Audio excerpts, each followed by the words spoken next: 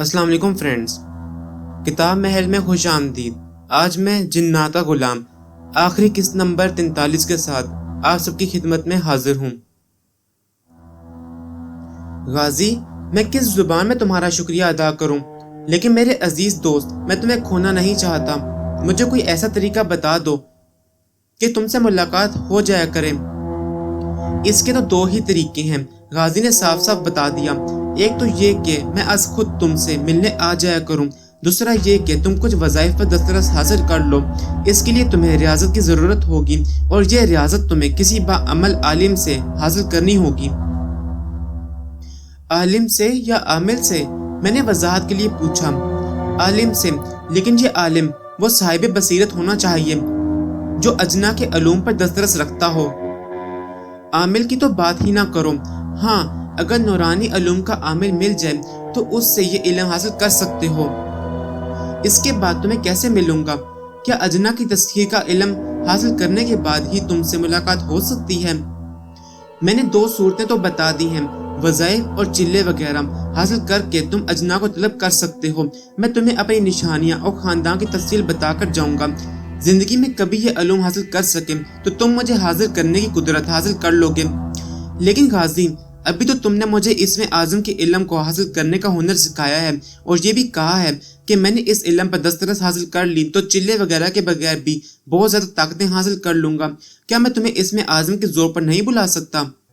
بالکل بلا سکتے ہو۔ اس لیے تو میں نے کہا تھا کہ قرآن پاک پڑھنا اور غور کرنا۔ میں تمہیں ہرگز شارٹ کٹ نہیں بتاؤں گا کہ کون سی آیات مبارکہ پڑھو گے تو ہماری شہرت تمہارے ہاتھوں میں ہوگی۔ خدا کی قسم، قرآن پاک سے افضل ترین کتاب دنیا میں ہے ہی نہیں۔ سارے جہانوں کی زندگیاں اور ان کے نظام ہائے کار کا علم قرآن پاک کا محتاج ہے، اور اس میں حکمت پوشیدہ ہے۔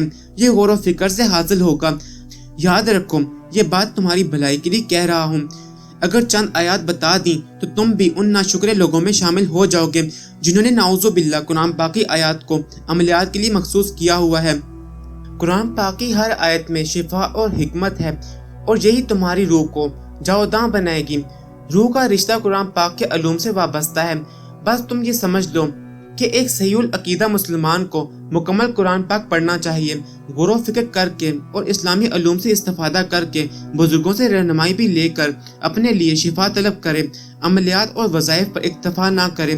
کبھی بزرگوں نے اجازت دی تو میں تمہیں وہ مناظر دکھاؤں گا کہ ہمارے مسلمان اور حافظ اجنا کس عقیدت اور سرشاری کے ساتھ قرآن پاک پڑھتے ہیں۔ تم نے غلام محمد کی قرات اور نعت تو سنی ہوگی۔ ہاں، یاد آیا، مجھے تو اس کے بول بھی یاد ہیں۔ میں نے کہا اور پوچھا، غازی، میں نے کہیں پڑھا تھا کہ جنات جو نعتیں، گیت اور کلمات ادا کرتے ہیں، اگر انہیں دہرایا جائے تو وہ حاضر ہو جاتے ہیں۔ ہاں، ایسا بھی ہوتا ہے، لیکن یہ صرف مخصوص حالات میں ہوتا ہے۔ تو میں اگر تمہاری آواز کی نقل کر لوں، یعنی یہ ہنر مجھ میں ہے، اور اگر وہی نعت رسول مقبول صلی اللہ علیہ وآلہ وسلم پڑھوں جو غلام محمد پڑھتے تھے، تو کیا تم لوگ حاضر ہو جاؤ گے؟ یہ ظلم نہ کرنا، ہرگز تمہیں اجازت نہیں دوں گا۔ غازی تیز لہجے میں بولا۔ بابا جی ریاض شاہ سے اس وجہ سے بھی نالاں ہیں کہ اس نے تم لوگوں کے سامنے اجنا کی محافل سجا دی ہیں۔ اگر کوئی انسان ایک ایسی جگہ پر جا کر جہاں ذاکر جنات بسیرا کیے ہوئے ہوں، وہاں جنات کے نعت خوانوں کی نعتیں پڑھے گا تو شدید ترین اثر میں آ جائے گا، اور نقل، ہرگز یہ کام نہ کرنا۔ غازی نے مجھے بار بار تنبیہ کی کہ یہ کام بالکل نہ کروں، اور خاص طور پر شغل کے طور پر اسے نہ اپناؤں۔ میں نے اس کی ہدایت پر عمل کرنے کا وعدہ کر لیا، لیکن میں اس وعدے پر کبھی کاربند نہ رہ سکا۔ بعض اوقات رات کی تنہائیوں میں مزاروں پر جا کر دوستوں کی محافل میں اجنا کی پڑھی ہوئی نعتیں رسول مقبول صلی اللہ علیہ وآلہ وسلم پڑھتا اور نقل اتارتا تو میرا پورا بدن سن ہو جایا کرتا، رونگٹے کھڑے ہو جاتے، پورے بدن میں آگ سی پھیل جایا کرتی۔ یہ میں محفل اس لیے کرتا کہ یار دوستوں کو اجنا کی مخلوق کا یقین دلا سکوں، لیکن وہ میری اس بات کو نہیں سمجھ سکتے، سوائے ایک بار۔ میرے ایک کولیگ نے ایک بار خاص طور پر مجھ سے درخواست کی تھی کہ میں انہیں اجنا کی آواز اور لہجہ سنا دوں۔ وہ اپنے کچھ دوستوں کے ساتھ مجھے اپنے گھر لے گئے تھے۔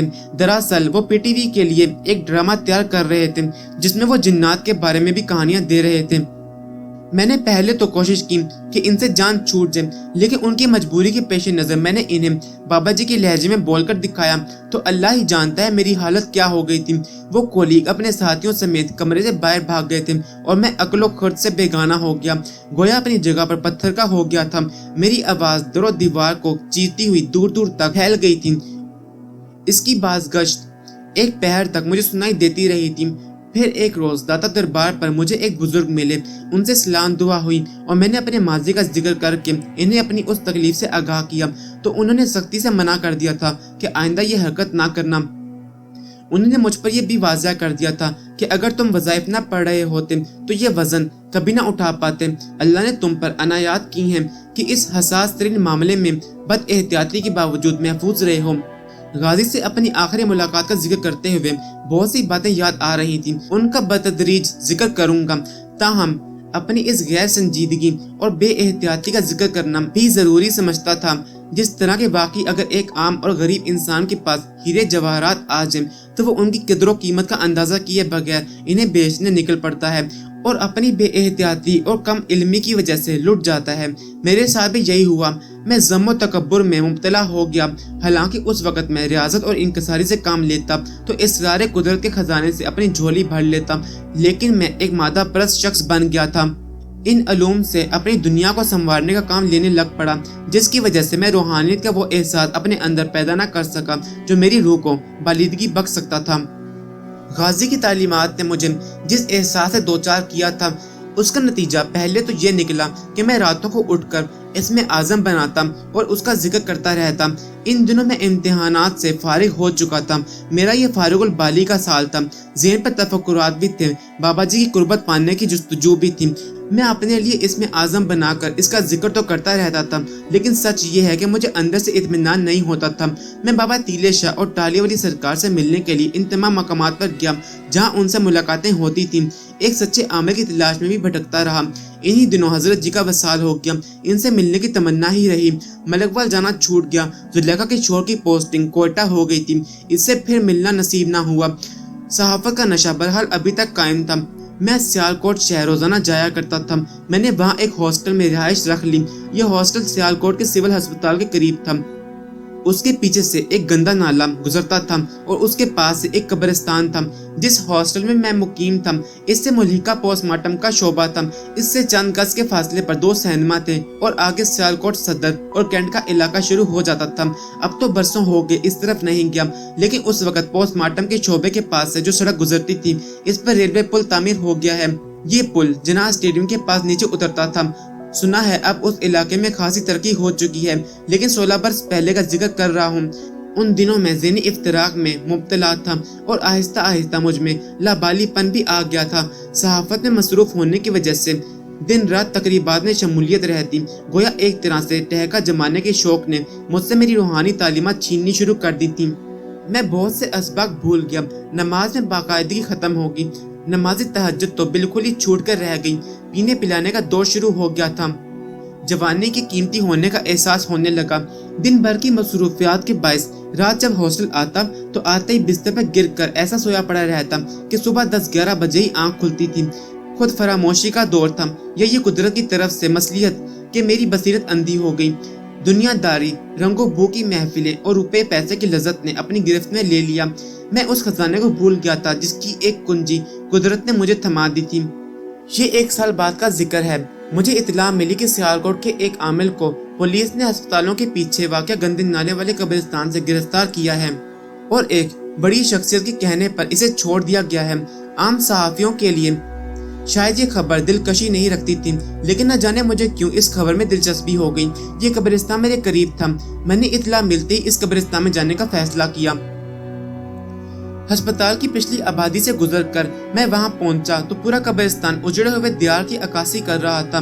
کیکر کے درخت سوکھے پڑے تھے، حتیٰ کہ کئی قبریں گڑھوں میں تبدیل ہو چکی تھیں اور ان سے مردوں کی ہڈیاں جھانک رہی تھیں۔ کتے، بلیاں اور چوہے ان گڑھوں میں گھس کر خوراک حاصل کرتے اور وہیں بسیرا کرتے تھے۔ میں قبرستان کے گور کن کو تلاش کرنے لگا۔ وہ ایک خستہ حال چھوٹی سی جھونپڑی میں رہتا تھا۔ 50-60 سال کے درمیان اس کی عمر تھی۔ بڑے بڑے گھنے سیاہ اور تیل میں چپڑے بال، بدن ٹھوس، آنکھیں سیاہ اور گہری، उसकी शक्ल देखकर कोई नहीं कह सकता था कि वो गोरकुन है। न जाने मुझे क्यों लगा कि मैंने उसे कहीं देखा है। वो घाक और सफाक किस्म का इंसान लगता था। मैंने इसे अपना तारुफ कराया तो उसने मुझे सर से पांव तक देखा। मैंने मुद्दा बयान किया और उससे पूछा कि जो आमिल पकड़ा गया था वो क्या हरकत कर रहा था। गोरकुन ने पहले तो इस वाक़े से ही अपनी लाइल्मी ज़ाहिर कर दी और बहाना बनाया कि इन दिनों वो यहाँ नहीं था। उसने मुझे खड़े खड़े फारिग कर दिया था। वापस आने ही लगा था कि चंद कदम चलने के बाद मुझे कुछ याद आया और मैंने कहा, बाबा न जाने क्या बात है, लगता है तुम्हें कहीं देखा है। देखा होगा, यकीनन देखा होगा, लेकिन कहाँ? ये तो मुझे भी लगता है। उसके चेहरे पर इस्तज़ाइया मुस्कान थी। तुम्हारा नाम क्या है बाबा? मैंने निहायत तमीज़ से दरियाफ्त किया तो वो सख्त अंदाज में बोला, जाओ अपना काम करो, मेरा नाम पूछकर क्या करोगे? ये कहते हुए उसके चेहरे पर नागवार और कहर से भरे तासुरात नुमायां हो गए थे। बाबा, मैंने उसके अंदाज को नजरअंदाज करते हुए कहा, मैं एक सहाफ़ी हूँ, ये मत समझना कि डर जाऊंगा। मैं ऊपर वालों से बात करके तुम्हारी पेशी करा दूंगा। भला नाम बताने में क्या हर्ज है? ऊपर वाले? कौन ऊपर वाले? क्या तेरे ऊपर वाले मेरे ऊपर वाले से ज्यादा बड़े हैं? नहीं, ऊपर वाला ज्यादा तगड़ा है। मैंने दोस्ताना अंदाज में हंसकर कहा तो गोरकुन को शायद मेरा ये अंदाज अच्छा लगा। उसके चेहरे के तासुरात बदल गए और बोला, पुत्र, मुझे मोती मलंग कहते हैं। मैं ही यहाँ का गोरकुन हूँ। मोती मलंग? मेरे ज़हन में जैसे बल्ब रोशन हो गए। तुम कहीं मक्खन सिंह के दरबार के मलंग तो नहीं हो? तो आखिर पहचान लिया ना तुमने। मोती मलंग बेरहमाना अंदाज में मुस्कुराया और आहिस्ता आहिस्ता चलता हुआ बरगद के एक बूढ़े दरख्त के पास जा ठहरा। दरख्त के नीचे उसने थोड़ी सी जगह पर जमीन को साफ किया हुआ था और दरख्त में एक खूह बनाकर इसमें दिया रखा हुआ था। खूह दिया जलते रहने से स्याह हो चुकी थी। उसके गिर्द सैकड़ों रंगदार कपड़ों की टाकियां बंदी थीं। जमीन के गिर्द उसने ईंटों के साथ दायरा सा बनाया हुआ था। ये मक्खन सिंह के आस्थाने का ही एक अंदाज था जो मोती मलंग ने कब्रिस्तान में अपनी रियाजत के लिए बनाया हुआ था। उसने मुझे अपने करीब आने का इशारा किया। मैं पास पहुंचा तो उसने खूह में हाथ डालकर किसी परिंदे के पर, पैरों की हड्डियां और एक कलम निकालकर अपने सामने रख लिया। उसने कलम की नोक बाएं कलाई पर रखी और मुझे अजीब सी तमस्खराना नजरों से देखने लगा।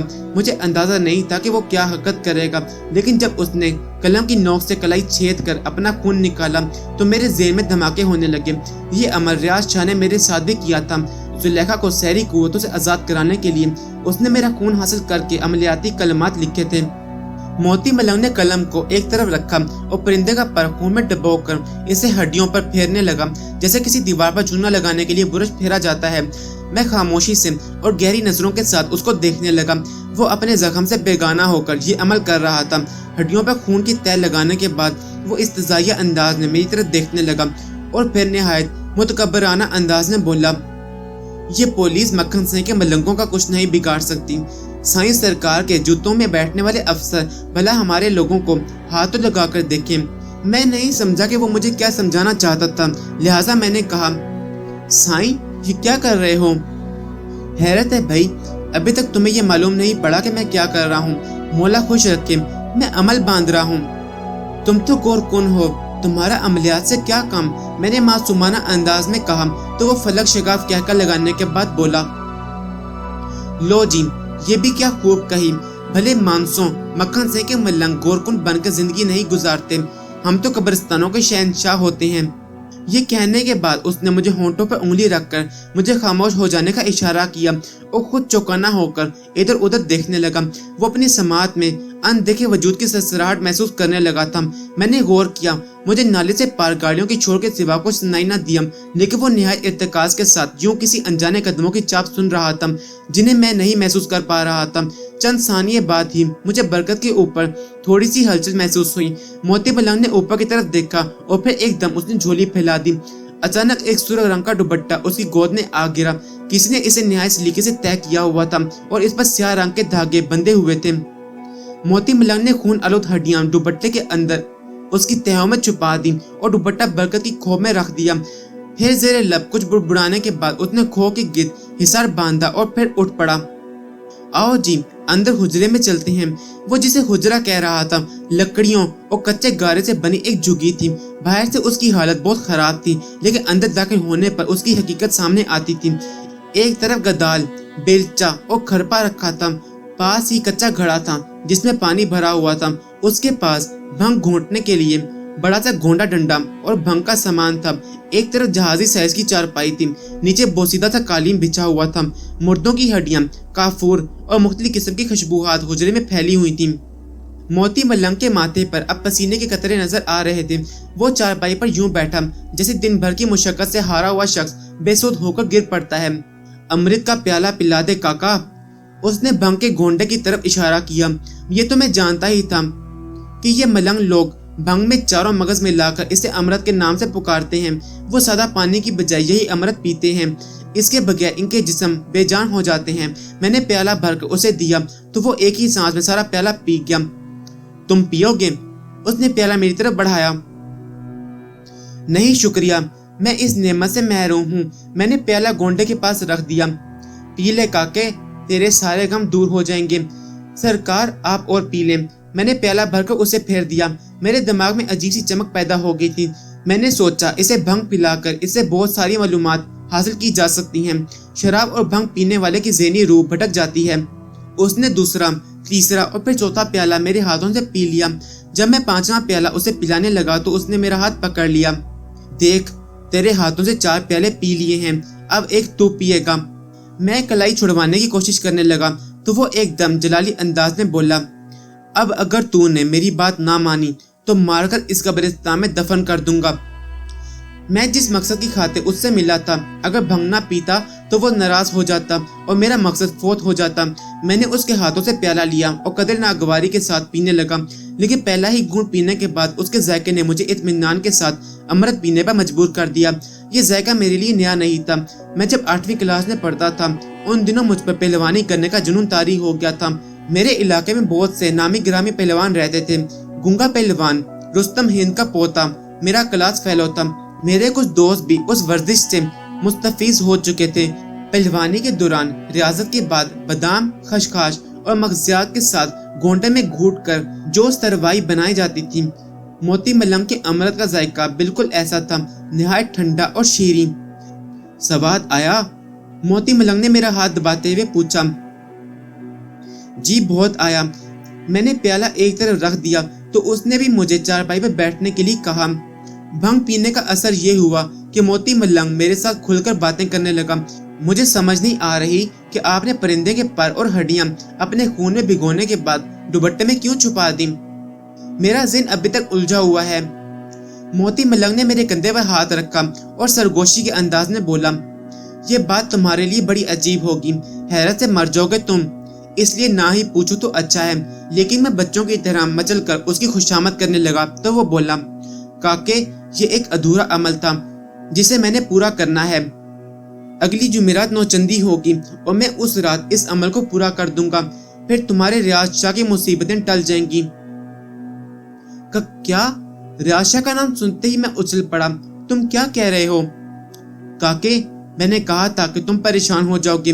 अब एक और बात सुनोगे तो तुम्हारी परेशानी और बढ़ जाएगी, लेकिन पहले मुझे एक प्याला और पिलाओ। मोती मलंग की आंखें खुमार के बोझ से खींची चली जा रही थीं और वो तरंग में आ रहा था। मैं चारपाई से उठा तो मुझे एहसास हुआ मेरा पूरा बदन आसमान पर उड़ते बादलों की तरह हल्का फुल्का हो गया था। ये भंग का असर था। मोती मलंग को एक और प्याला पिलाने के बाद उसकी जानिब उम्मीद भरी नजरों से देखने लगा। तुम मेरे पास आए थे कि तुम जान सको कि वो आमिल कौन था जिसे पुलिस ने गिरफ्तार किया था और वो क्या करना चाहता था। हैं? यही बात पूछना चाहते थे ना तुम? हाँ, मैं बोला। वो आमिल तुम्हारा रियाज शाह था। क्या? मैं हकला कर रह गया। ये सच है काके? मोती मलंग जोर देकर बोला। मक्खन साई ने अपने असर सूख के जोर पर इसे पुलिस से छुड़वा लिया था। वो क्या करने आया था यहाँ? मैंने पूछा। आहा, हवस की आग में मारा हुआ था, बड़ा जख्मी था। वो क्या नाम था उस लड़की का? जुलेखा? मेरे मुंह से निकला। हाँ जुलेखा, और एक वो थी, हाँ बिल्किस। वो दोनों लड़कियों के पीछे पड़ा हुआ था। मक्खन साई ने इसे समझा दिया था कि अब वो जुलेखा की परछाई की तरफ भी ना देखे क्योंकि उसकी निगरानी बुजुर्ग कर रहे हैं। फिर वो बिल्किस के पीछे पड़ गया। मक्खन साई ने उसकी यारी में उसके हकूक उसको दे दिए थे। बड़ी बागी हिरनी थी वो। ये दुपट्टा जो इधर मैंने खो में दबाया है ये बिल्किस का था। वो क्यों? وہ اس لیے کہ بلقیس کسی اور سے پیار کرتی تھی۔ ریاض شاہ نے عملیات کے زور پر اس کے دل کو جیتنے کی کوشش کی تھی، لیکن وہ لڑکی اس کو حاصل نہیں ہو سکی۔ اس لیے وہ ایک اور عمل کرنے کے لیے یہاں آیا تھا اور مخبری ہونے پر پکڑا گیا۔ وہ پکڑا نہ جاتا، لیکن اس روز میں یہاں نہیں تھا۔ لیکن موتی بادشاہ ریاض شاہ کو اس طرح کے عمل کرنے کے لیے قبرستان کیوں آنا پڑا؟ اس کی روحانی قوتیں تو بہت زیادہ تھیں۔ بابا جی اور غازی سمیت بہت سارے جنات اس کا پانی بھرتے تھے۔ کہتے تو ٹھیک ہو، مگر ریاض شاہ سے بابا جی روٹھ گئے تھے۔ وہ پہلے بھی کالا علم کرتا تھا، لیکن بعد ازاں اس نے نوری علم سیکھ لیا تھا اور اسی کے زور پر بابا جی اس کے پاس آ جاتے تھے۔ لیکن اس کی حرام زوگیاں بابا جی کو گوارا نہیں تھی۔ وہ اس کی ماں اور بھائی کی لاج رکھتے تھے۔ پچھلے سال زلیخا کی شادی ہو گئی تو ریاض شاہ مکھن سنگھ کے آستانے پر چلا کرنے گیا تھا۔ اس نے زلیخا، اس کے والدین اور تمہیں مارنے کے لیے مکھن سنگھ کے ساتھ مل کر چلا کاٹا تھا، لیکن وہ تمہارے حضرت جی کی روحانی قوتوں نے ان سب کو بچا لیا۔ ریاض شاہ اپنی ناکامی پر تلملا اٹھا اور اس نے بلقیس کو حاصل کرنے کی کوشش شروع کر دی۔ بلقیس کے والدین کو ریاض شاہ کی حقیقت معلوم ہو گئی تھی۔ وہ اس طرح کہ ایک روز وہ ملک وال گئے تھے تو ملک صاحب نے انہیں ریاض شاہ کی اصلیت بتا دی تھی۔ ریاض شاہ مکھن سنگھ کے آستانے سے بلقیس کے گھر میں منتقل ہو گیا تھا۔ وہ بیچارے اس سے ڈرتے تھے، لیکن بلقیس پکے ارادے والی تھی۔ اس کے باوجود اس کی ہوس کا شکار ہو گئی۔ ریاض شاہ نے اس کے التفاقات کو اپنی طرف پورے کا پورا موڑنے کے لیے یہ چلا کیا تھا۔ دراصل اب ریاض شاہ کسی قسم کی حکم عدولی نہیں چاہتا، اپنی خواہش کے مطابق سارے کام کرنا چاہتا ہے۔ یہی وجہ ہے کہ وہ سارا دن قبرستانوں، گندے نالوں اور ایسے مقامات پر بیٹھ کر کالا علم کے لیے چلے کاٹتا ہے۔ استغفر اللہ، لا حول ولا قوت۔ میں زیر لب بڑبڑایا، کیا میں اسے مل سکتا ہوں؟ کاکے، اگر حوصلہ ہے تو مل لو، لیکن میرا مشورہ ہے کہ اسے نہ ہی ملو تو اچھا ہے، ورنہ وہ تمہیں اپنے غضب کی آگ میں جلا ڈالے گا۔ تمہیں دیکھتے ہی اس کے زخم ہرے ہو جائیں گے۔ موتی ملنگ اب مجھ پر مہربان ہو چکا تھا اور مجھے ریاض شاہ سمیت اپنی دنیا کے کرتوتوں سے آگاہ کرتا چلا جا رہا تھا۔ موتی ملنگ کے منہ سے بلقیس کا نام سن کر میرے بدن میں سوئیاں سی چبھنے لگی تھی۔ وہ لڑکی مجھے پسند کرتی تھی، وہ لڑکی مجھ سے پیار کرنے لگی تھی، لیکن میں عشق کی منزل کا راہی نہیں تھا۔ اسے اس کی دیوانگی اور نادانی اور اپنے لیے اس کے دل میں احترام کو اندھی عقیدت سمجھتا تھا۔ میں نے اس پر احسان کیا تھا، لیکن بدلے میں وہ مجھ سے متاثر ہو کر مجھ سے روح کا رشتہ قائم کرنا چاہتی تھی، اسی لیے میں اس سے دور ہو گیا تھا۔ لیکن اب ریاض شاہ کے ہاتھوں اس کی پایمالی کی داستان سن کر میرے رونگٹے کھڑے ہو گئے تھے۔ غم و غصے نے مجھے جھنجھوڑ کر رکھ دیا تھا۔ میں خود کو قصوروار سمجھنے لگا تھا کہ بلقیس جیسی شرم و حیا والی لڑکی کو ایک کتے سے بدتر انسان کے ستم کا نشانہ بننے کے لیے تنہا کیوں چھوڑ دیا۔ مجھے یقین تھا کہ موتی ملنگ اپنے مرشد کے دوست کے خلاف میری مدد نہیں کرے گا، لہٰذا میں نے ریاض شاہ سے نمٹنے کے لیے کسی دوسرے طریقے پر غور شروع کیا۔ لیکن میں جو بھی سوچتا، میرا ذہن اس طریقے کو اختیار کرنے سے گریز کرتا۔ میں موتی ملنگ سے معلومات لے کر واپس آ گیا تھا۔ کالج میں سیاست اور صحافت کی وجہ سے میرے بہت سے سیاسی ورکر اور پولیس والوں سے رابطے تھے۔ میں نے چند خاص دوستوں سے مشورہ کیا کہ ریاض شاہ کے خلاف کس طرح سخت کارروائی کی جا سکتی ہے۔ انہوں نے مجھے مشورہ دیا کہ اگر بلقیس اور اس کے والدین پولیس میں رپورٹ درج کرا دیں تو اس پر سخت ہاتھ ڈالا جا سکتا ہے۔ ہم اس معاملے کو اخبارات میں اچھال کر اس کا ناختہ بند کر سکتے ہیں۔ یہی امید لے کر میں بلقیس سے ملنے چلا گیا، لیکن اس کے گھر کے دروازے پر تالا پڑا ہوا تھا۔ ہمسایوں سے دریافت کرنے پر معلوم ہوا کہ وہ چند روز پہلے ہی اپنا سامان لے کر یہاں سے چلے گئے ہیں، لیکن یہ کسی کو نہیں پتا کہ کہاں گئے ہیں۔ ہمسایوں کو ریاض شاہ کا حلیہ بتا کر اس کے متعلق پوچھا تو وہ کہنے لگے کہ وہ شخص بھی ان کے ساتھ ہی چلا گیا ہے۔ ریاض شاہ آنن فانن سیالکوٹ سے غائب ہو گیا تھا۔ نہ جانے وہ بلقیس اور اس کے والدین کو کہاں لے گیا تھا۔ میں مکھن سنگھ کے پاس نہیں جا سکتا تھا، لہٰذا میں نے موتی ملنگ سے دوستی گانٹ کر اس سے ریاض شاہ کا پتہ کرانے کی کوشش کی، تو اس نے صرف 2 باتیں بتائیں کہ ریاض شاہ گجرانوالہ اور ایمن آباد کے درمیان ایک کالی گھاٹ نامی خفیہ جگہ پر چلا کرنے گیا تھا۔ یہ جگہ سفلی علوم کرنے والوں کے لیے جنت کا درجہ رکھتی تھی۔ کالے عملیات کرنے والوں نے اس جگہ کا خفیہ کوڈ نیم کالی گھاٹ رکھا ہوا تھا۔ اسے تلاش کرنا بڑا مشکل تھا۔ دوسری بات اس نے یہ بتائی کہ ریاض شاہ لاہور چلا گیا ہے، وہ اس کے گھر کا پتہ نہیں دے سکا تھا۔ بلقیس کی بربادی اور ریاض شاہ کے صفاقی نے میرے دل و دماغ میں تلاطم برپا کر دیا تھا۔ لاچارگی اور غصے کی ملی جلی کیفیات نے مجھے مہینوں اپنے کمرے میں بند رہنے پر مجبور کر دیا۔ کبھی کبھار میں بابا تیلے شاہ، بیری والی سرکار، حتیٰ کہ پیر کاکے شاہ کے دربار پر بھی گیا۔ लेकिन एक आम ज़ायर की तरह वापस आ जाता था। सारे सिलसिले बंद हो गए थे। मैंने बीए का इम्तिहान अच्छे नंबर लेकर पास कर लिया था। मैं मजीद पढ़ना चाहता था। वालिद मोहतरम ने अपने ताल्लुकात इस्तेमाल करके मुझे नायब तहसीलदार भर्ती कराने की कोशिश की, लेकिन मैंने अब फैसला कर लिया था कि सिवाय सहाफत के मैं किसी दूसरे शोबे में नहीं जाऊंगा। सियालकोट से बाहर निकलने के लिए मेरे पास अब यही रास्ता था कि मैं वकालत में दाखिला लेकर लाहौर आ जाऊं। बस मैंने तदबीर की और लाहौर आ गया। जिस रोज मैंने दाता की नगरी में कदम रखा, मेरी आरजुओं के गुलशन आबाद होते नजर आने लगे। मेरे अजीज रिश्तेदार लाहौर में रहते थे, लेकिन मैं जिस मकसद की खातिर लाहौर आया था, इसके लिए मैं इनके यहाँ नहीं रह सकता था।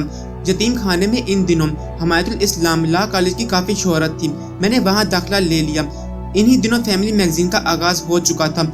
चूंकि तहरीर और तसनीफ से वाबस्तगी थी, लिहाजा मैं फीचर निगाह के तौर पर फैमिली मैगजीन के लिए फीचर लिखने लगा। इस दौरान मैंने लाहौर के तमाम आमिलों, मिज़ारों और ऐसे मकामात की खाक छान मारी जहाँ जहाँ आमिल हजरात के मिलने की तवक्को होती। मैं लोगों को रियाज शाह का हुलिया बताता रहा, लेकिन कोई भी इस शख्स को नहीं जानता था। उस तलाश बसियार में मेरी हालत दिगर गो हो गई। भूख और अफला से निढाल हो गया। दादा दरबार पर जाकर लंगर से पेट भरता, चुबरची चौक के लान में रात गुजारता। रहने के ठिकाने भी छिन गए थे। बेकसी और नामुरादी के बावजूद मैंने दिल नहीं छोड़ा। रातों को स्ट्रीट लाइट्स की रोशनी में पढ़ता। अक्सर रात गए दादा दरबार चला जाता और साहिब मुराद के पास बैठकर कुरान पाक पढ़ता रहता। मेरे कान हर वक्त बाबा तीले शाह की आवाज सुनने के लिए बेचैन रहते। उन्होंने कहा था कि वो अगर अब मुझे मिले तो यही कहीं मिलेंगे। दादा दरबार के अंदर बहुत से सफेद बारिश और नूरानी चेहरों वाले बुजुर्गों को गौर से देखता रहता कि न जाने इनमें से कोई एक मेरे मतलूबा बुजुर्ग हो। इसी तरह एक साल गुजर गया। फिर एक रोज मेरे बहनोई लाहौर आए तो उन्होंने मुझे बताया कि रियाज शाह के बड़े भाई सैयद इकबाल हुसैन शाह लाहौर में फलां जगह रहते थे। तुम उनसे क्यों नहीं मिले? उम्मीदों के हजारों चिराग रोशन हो गए और मैं अगले ही रोज सैयद इकबाल हुसैन शाह की तलाश में निकल पड़ा, लेकिन वो उस जगह से कहीं दूर जा चुके थे। मुझ पर मायूसी का शदीद दौरा पड़ा। कई रोज तक मेरी हालत भी खराब रही, लेकिन फिर मुझे फैमिली मैगजीन के मुस्तकिल रुकन बनने का मौका मिल गया तो मेरे दिन रात सहाफती जिम्मेदारियों में गर्क हो गए और वक्त तेजी से गुजरता चला गया। लेकिन अब मेरा दिल बाजारी आमलों से शदीद तरीन नफरत करने लगा था। मैं इन लोगों के घिनौने करतूतों से आगाह था, लिहाजा मैंने कई बार ऐसे मज़ामीन और फीचर लिखे जिससे इनकी असलियत सामने आ जाती थी और पुलिस इन आमलों के पीछे पड़ जाती थी। हत्ता के आला सतह पर भी इनके खिलाफ कार्रवाइयाँ होती। इन्हीं दिनों एक मारूफ आमिल से मेरी मुलाकात हो गई। मैंने सैयद इकबाल हुसैन और रियाज शाह को तलाश करने के लिए उनसे मदद मांगी। 1999 में बिल आखिर हम सैयद इकबाल हुसैन का घर तलाश करने में कामयाब हो गए। मैं अपने एक दोस्त जफर सजाद के साथ उनके घर गया तो वो गमो अंधा में डूबे हुए थे। तारुफ हुआ तो बोले, खुदा की कसम कोई मुझे उस बेगैरत का पता दे, मैं उसको सोने में तोल दूं। उसने हमारा ईमान खराब कर दिया है, मैं उसको खत्म कर डालूंगा।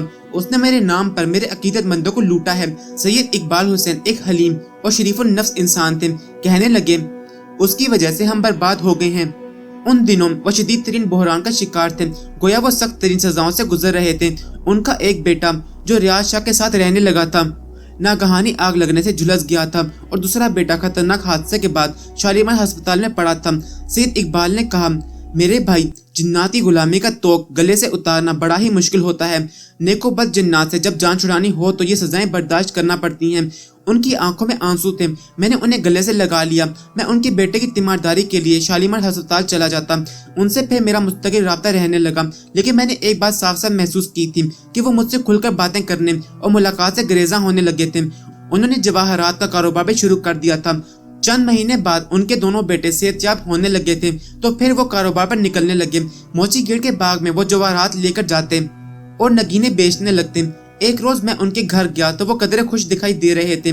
मेरे सामने जवाहरात का संदूक खोलकर कहने लगे, भाई, इसमें से अपनी पसंद का नगीना उठा लो। उनके प्यार भरे अंदाज से मैं मुतासिर हुआ। मैंने कहा, नगीना तो मैं ले लूंगा, लेकिन इसके पैसे दूंगा। अरे, आपसे पैसे लेने हैं? बिल्कुल नहीं, फिलहाल मुझे हुक्म हुआ है कि तुम्हें तुम्हारी मर्जी का नगीना दे दूं। उनके चेहरे पर उस रोज बड़ा सुकून नजर आया। मैंने उनकी आंखों में देखा और मुझे लगा जैसे हजारों आंसू मेरे हलक में आ ठहरे हैं और एक मीठा गद्दास एहसास नमू पाने लगा है। शाह साहब, किसने आपसे कहा है नगीने देने को? बाबा जी ने। अगर उन्होंने कहा है तो मुझे बाबा जी से मिला दें। ये कहते हुए मेरी आवाज भरा गई और आंखों में आंसू आ गए। बरसों बीत गए उनके हिजर में, बहुत कुछ लुट गया है मेरा। मैं उनसे मिलने की तमन्नाएं लेकर यहाँ आया था।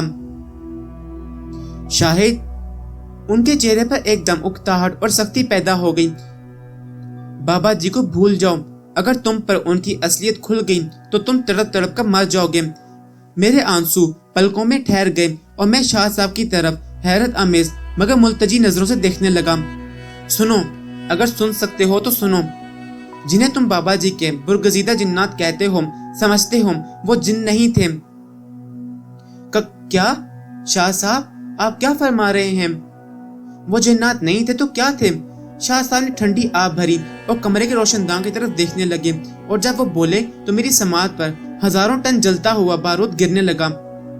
मेरी हालत बहुत बुरी हो गई थी। मैं सरता पसीने में भीग गया। मेरा पूरा बदन कांपने लगा। मेरा दिल चाहता था कि फर्श फट जाए और मैं इसमें पूरे का पूरा गर्क हो जाऊं। कोई मेरे कानों में शीशा पिघलाकर डाल दे, ना मैं सुन सकूं, ना देख सकूं और ना सोच सकूं। क्या ये सच है शाह साहब? मेरे घुटनों से जान निकलने लगी और मैं बेद की कुर्सी पर गिर गया। ये सच है मेरे भाई। बाबा जी, जिन्हें तुम बहुत बड़ी हस्ती समझ रहे थे, वो शैतान था, इब्लीस की परछाई था वो। उनके चेहरे पर सख्ती, आंखों में उलझन और लहजे में नाराजगी साफ महसूस हो रही थी। इन्हें भूल जाओ तुम, उनका जिक्र भी मत किया करो, वरना एक रोज पछताओगे। शाह साहब, मैं नकाहट ज़दा लहजे में बोला, अब किस पछतावे का गम करूं? पहले मैं इस बात को तो बर्दाश्त कर लूं। मुझे अभी तक यकीन नहीं आ रहा।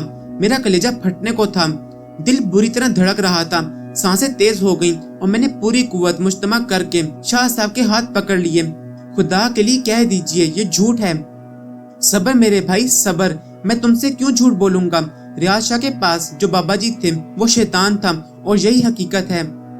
इस बार मैंने उनके चेहरे पर अजीब सी चमक देखी थी जो लम्हा भर में मदूम हो गई। मेरे ज़हन में सोच की चिंगारी भड़की। आपने फरमाया कि रियाज शाह के पास जो बाबा जी थे वो शैतान था, यही फरमाया है ना? हाँ, मेरा मतलब यही है। वो बोले, तुम्हारे लिए ठंडा पानी मंगवाता हूँ।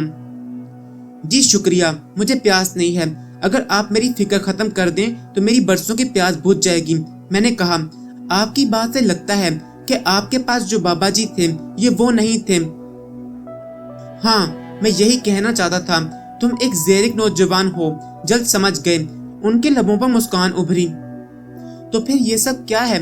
मैंने उलझे हुए लहजे में सवाल किया। मैं बताता हूँ, तुमने मेरी बहुत खिदमत की है और फिर एक ऐसे वक्त में जब सारी दुनिया ने मुझे छोड़ दिया और मैंने उसे छोड़ दिया, तुम मेरे पास आ गए और मेरे गमों में शरीक हो गए। इसलिए मेरा फर्ज बनता है कि मैं तुम्हारी जुस्तजू और मंजिल का रास्ता वाज़िया कर दूं, तुम्हारी गुत्थी सुलझा दूं। लेकिन पहले पानी पी लो। ये कह के वो अंदर चले गए और मैं सामने रखे नगीनों से भरे संदूकचे को देखने लगा। मुझे गाजी की बातें याद आने लगी। उसने कहा था कि जिन्नात नगीनों के खजाने के मुहाफिज होते हैं, तो क्या ये सारे नगीने जिन्नात ने इन्हें दिए हैं?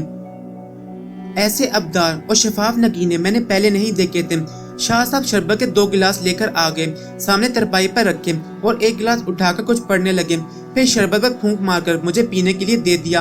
मैंने लम्हा भर के लिए हिचकिचाहट से काम लिया तो वो बोले, मियाँ, इस वक्त तुम जिस जगह बैठे हुए हो ये इसका तकाजा है कि तुम्हें पानी दम करके दूं।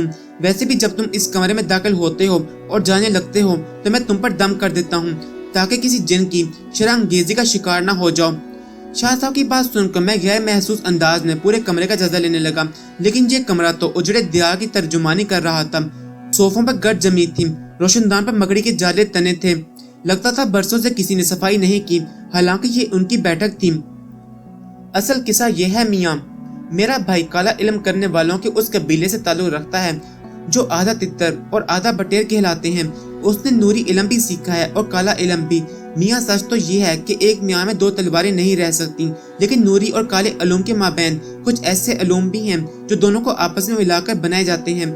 आलिमीन हजरात नाउजुबिल्लाह कुरान पाक की मुकद्दस आयात के साथ ऐसे ऐसे अमल बांध कर शैतानी कुव्वत हासिल कर लेते हैं कि उस पर जितनी भी लानत भेजी जाए कम है।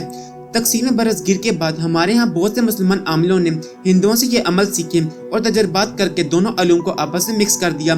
उन दिनों अलूम के दरमियान लटके हुए ये आमिल हवा से गुलाम बनकर रह जाते हैं। रुपया, पैसा, शोहरत, कैरो गजब और सनफ़े मुखालिफ के साथ उनकी रग़बत एक मजबूरी बन जाती है। मेरा भाई भी इनमें से एक है। अल्लाह माफ़ करे, मैंने तो उसका कभी तसव्वुर भी नहीं किया और ना ही मेरी वालदा मोहतरमा ने कभी किसी सिफली इल्म की हौसला अफजाई की थी। बाबा जी सरकार मेरी इबादत गुजार वालदा पर मेहरबान थे और उनकी वफात के बाद बाबा जी सरकार मेरे पास आने लगे। वालदा ने और बाबा जी ने मुझे रूहानी इल्म सिखाए थे। मैं चूंकि रुपए पैसे के लिए ये काम नहीं करता था, लेकिन मेरे भाई से ये बर्दाश्त नहीं होता था।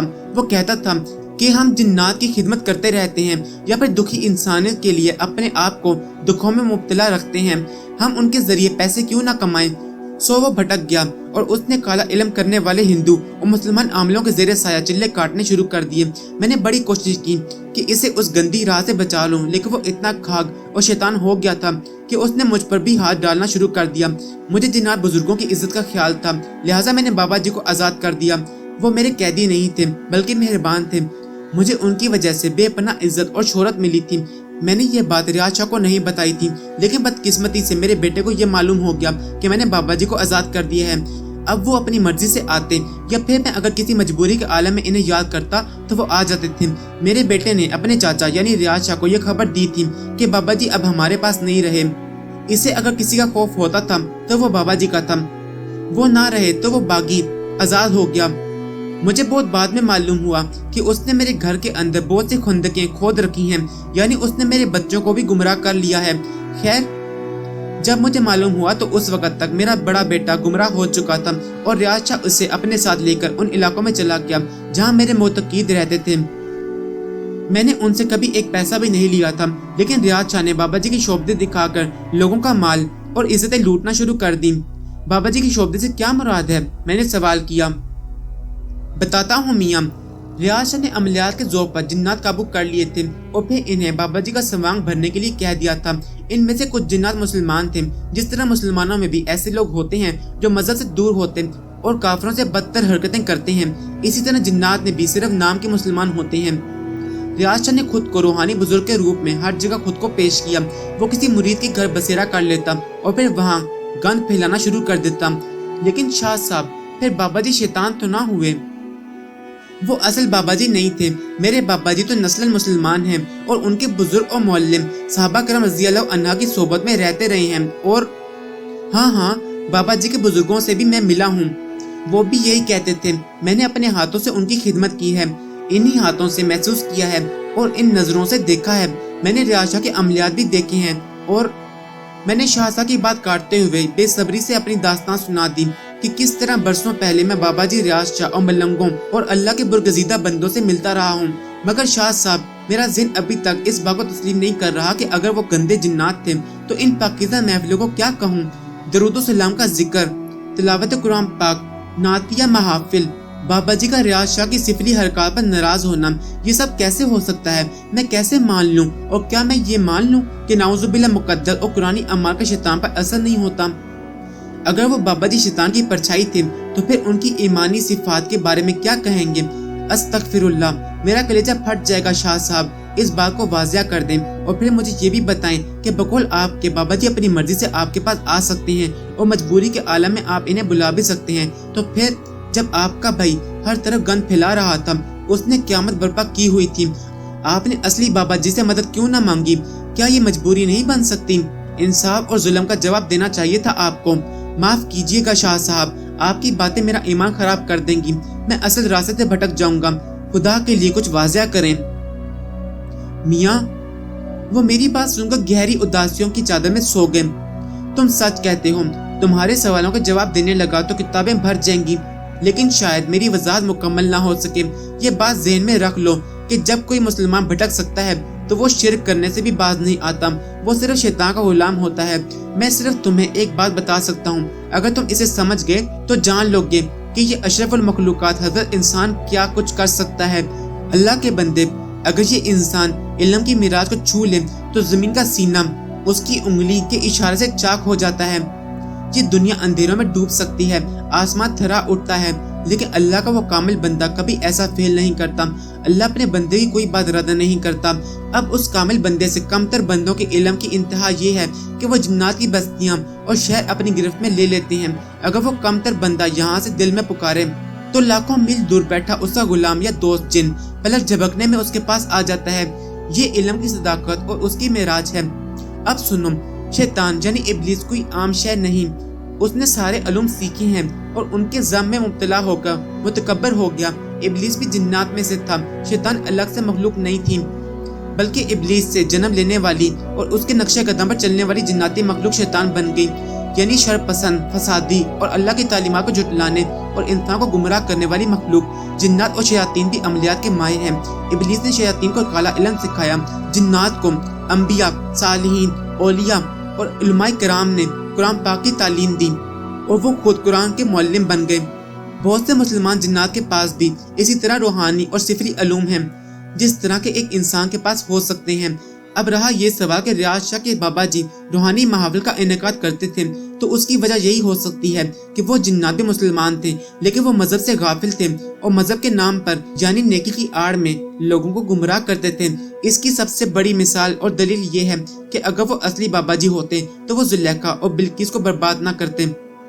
ان کے ہوتے ہوئے ریاض شاہ کو افیون منگوانے کی ضرورت نہ پڑتی اور نہ ہی وہ تمہارے خون سے عملیات باندھتا۔ وہ نیکی اور بدی کے ڈرامے کرتے تھے تاکہ تم لوگوں کو متاثر کر سکیں۔ یاد رکھنا، کوئی بھی سچا روحانی عامل کبھی ناپاک نہیں ہوگا اور خلاف شریعت کام نہیں کرے گا۔ سب سے بڑی بات یہ ہے کہ تمہارے حضرت جی نے جب زلیخا بیٹی کا علاج کیا تو ریاض شاہ اور بابا جی کا سارا علم جھاگ کی طرح بیٹھ گیا۔ اگر وہ اصلی بابا جی ہوتے تو وہ حضرت جی کی قدم بوسی کرتے۔ میرے بابا جی گندے اور گھنونے علم نہیں کرتے، ملنگوں کے روپ میں درباروں میں ظاہر نہیں ہوتے، البتہ وہ مزاروں پر پردے میں رہ کر خدمات انجام دیتے ہیں۔ یہ تو شرارتی اور کم علم جنات کی نسل ہے جو اپنے اسلاف کی نافرمانی کرتی ہے۔ میاں، جنات اور انسانوں کے کئی معاملات میں قدر مشترک ہے۔ جیسے ہمارے ہم ضعیف العقیدہ مسلمان انسان، کم علم اور جاہل مسلمان، انہیں دیکھو تو وہ اپنی مذہبی رسومات کیسے ادا کرتے ہیں، مذہب پر کتنے کاربند رہتے ہیں، پاکی ناپاکی کا کتنا خیال رکھتے ہیں۔ یہی حال جنات کا بھی ہے۔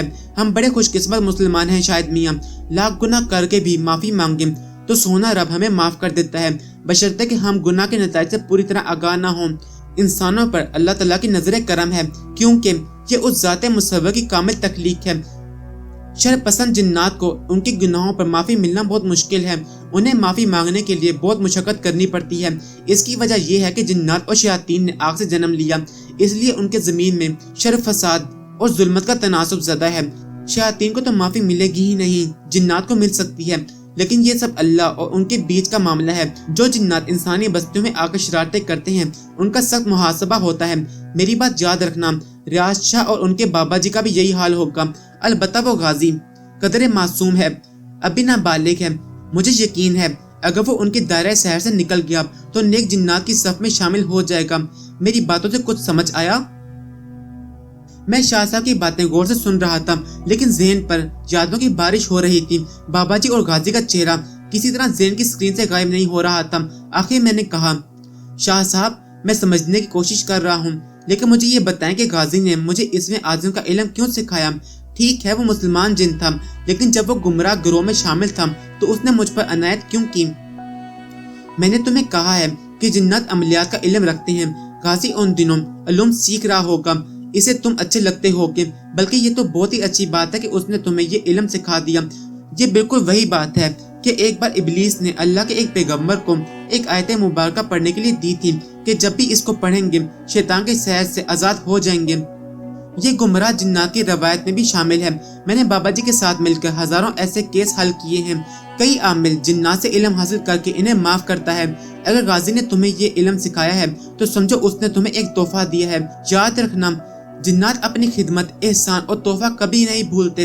اگر انہیں کوئی دکھ پہنچائے گا تو وہ اس انسان کی نسلوں سے بھی حساب چکتا کرتا رہے گا۔ اس لیے تو میں کہتا ہوں جنات کی دوستی پہاڑوں سے زیادہ وزنی ہوتی ہے۔ ایک نیک اور پرہیزگار عامل ہی کسی اسیر جن کا بوجھ برداشت کر سکتا ہے۔ اب ایک اور سوال شاہ صاحب، میں نے مؤدبانہ انداز میں کہا۔ کہو۔ اصلی بابا جی کے ساتھ آپ نے ریاض شاہ کا معاملہ ڈسکس نہیں کیا ہے؟ دراصل اس میں بھی میری بہت کوتاہیاں ہیں۔ میں بابا جی کو آزاد کرنے کے بعد ایسی عبادات میں مصروف ہو گیا جو مجھے جنات اور شیاطین کے شر سے مستقبل میں محفوظ رکھ سکتی تھی۔ کوئی روحانی عامل بھی جب جنات کی دوستی سے دستبردار ہوتا ہے تو اس کو سخت امتحانات سے گزرنا پڑتا ہے۔ اس وقت وہ ساری شیطانی قوتیں اس کو نقصان پہنچانے کے در پہ ہو جاتی ہیں جن سے تمام عمر وہ لڑتا رہا ہوتا ہے۔ بس میں کئی سال تک اس محابثے کے عمل سے گزرتا رہا ہوں، لیکن پھر بھی مجھے اپنے عمل کا حساب دینا پڑتا ہے۔ دیکھ لو میرے بچے اور یہ گھر کس حال میں ہے، حالانکہ میں ایک صالح جن और उसके खानदान से राब्ता रखता था, मगर मुझे खराज देना पड़ता है। बाबा जी आपके पास आते हैं? हाँ, जब मेरा दिल उदासी से भर जाता है और किसी सख्त मुश्किल में मुब्तला होता हूँ तो बुलाता हूँ, लेकिन अब उनकी खिदमत नहीं लेता, इसलिए मेहनत मजदूरी करता हूँ। बाबा जी से आखिरी मुलाकात कब हुई? आज रात को। शाह साहब के लबों पर आसूदा सी मुस्कान उभरी। उन्होंने ही कहा था कि शायद मियाँ को एक खूबसूरत नगीने का तोहफा दे देना। क्या ये बाबा जी ने कहा है? लेकिन वो मुझे कैसे जानते हैं? मेरा मतलब है, मैं तो आप वाले बाबा जी से नहीं मिला। सैयद इकबाल शाह मेरी बात सुनकर हंस दिए। शायद मियाँ अब इतने सवाल ना करो तो अच्छा है। जिस रोज तुम मुझसे मिलने आए थे, मैं उस रोज सारा कुछ समझ गया था और मैंने बाबा जी के सामने तुम्हारे हालात रख दिए थे। वो खुद भी रियाज शाह के अमाल से रंजीदा थे। शाह साहब, मैं बेताब होकर बोला, खुदारा क्या एक बार ऐसा हो सकता है कि मैं असली बाबा जी से मिल लूं ताकि मेरे सारे जख्म धुल जाएं। देखो मियाँ, ये तो उनसे पूछना पड़ेगा। अगर इजाजत मिल गई तो तुम्हें मैं बुलवाऊंगा। अब मुझे इजाजत दो, मुझे कहीं काम से जाना है। अपना नगीना ले लो। मैंने जगमगाते जवाहरात में से एक अंगूठी उठाई जिसमें नीलम का पत्थर पड़ा था। शाह साहब ने अपने हाथों से अंगूठी मेरे दाएं हाथ की तीसरी उंगली पर चढ़ाई और मेरे माथे पर कुछ पढ़कर फूंक मारी और फिर जेब से एक कागज निकालकर मेरे सामने रख दिया, जिस पर लिखा था, शायद मियाँ को नीलम का पत्थर पसंद आएगा, उसे दे देना। ये क्या है? मैंने हैरत से उनकी तरफ देखा। बस मैं यही तुम्हें दिखाना चाहता था। एक तोहफा तुम्हें गाजी ने दिया था। वो पत्थर अगर संभाल कर रखे हैं तो इन्हें तकसीम कर देना, मगर उनका सदका जरूर उतार देना, और कोई मसला है तो बता दो। इन दिनों मेरी परेशानियों में एक अहम परेशानी घर की थी। मैं अपना घर तामीर करना चाहता था। मैंने झट से कहा, शाह साहब मेरे पास प्लाट तो है मगर मकान तामीर नहीं हो रहा। शाह साहब चंद लम्हे खामोश रहे और खला में घूरने लगी। उनके लबों के अरताज से मालूम हो रहा था कि कुछ पढ़ रहे हैं। फिर बोले, इंशाल्लाह 2 माह बाद तुम्हारे घर की तामीर शुरू हो जाएगी। अल्लाह वसीला पैदा करेगा। लेकिन अब मेरी एक ख्वाहिश है। जी हुक्म। मैं सरतब अकीदत के साथ बोला, जब तक अब मैं ना बुलाऊं मेरे पास ना आना। वो कमजोर सी आवाज में बोले, लेकिन शाह साहब मैं फिर से अधूरा हो जाऊंगा आपके बगैर। मियाँ, अब तुम्हें इस अहद की पाबंदी करनी होगी। अहद तोड़ा तो अपने ऊपर 7 जिन्नात से महरूम हो जाओगे। जी? क्या फरमाया आपने? हाँ, मैं सच कह रहा हूँ। तुम इसमें आजम और बुजुर्गों से हासिल करदा वज़ाइफ का जिक्र करते रहते हो। अल्लाह ताला अपने जाकिर बंदों पर अपनी मख्फी मखलूक को मामूर कर देता है। उधर देखो, तुम्हें ये नजर नहीं आएंगे। ये सख्त खफा है कि तुम यहाँ क्यों आए। ये दरवाजे से बाहर खड़े हैं। ये तुम्हें तंग नहीं करेंगे। बस तुम्हें एक नसीहत करना चाहता हूँ कि अल्लाह की इबादत और जिक्र इलाही से कभी गाफिल ना होना। एक रोज तुम बहुत कुछ हासिल कर लोगे। अल्लाह ने तुम्हें किसी खास खिदमत के लिए मुंतखब किया है तो इस एजाज की इज्जत करना। समझदारी और हौसले के साथ इस सब्र आजमा दौर से गुजर जाना। हर मामला अल्लाह का जिक्र करके उसके सुपर्द कर देना। तुम्हारी मुश्किलात दूर हो जाएंगी। इंशाल्लाह मैं वादा करता हूँ आपके हुक्म की तामील होगी। मैंने पूरे खलूत के साथ वादा किया और उठने से पहले एक सवाल करना जरूरी समझा। शाह साहब, बाबा जी और बुजुर्गों ने मुझे जो वज़ाइफ दिए थे, क्या मैं इन्हें किसी को दे सकता हूँ?